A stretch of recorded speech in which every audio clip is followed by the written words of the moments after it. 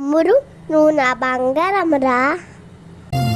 అడగాలే కానీ ఏదైనా ఇచ్చే అన్నయ్యనవుతా, పిలవాలే కానీ పలికేటి తోడు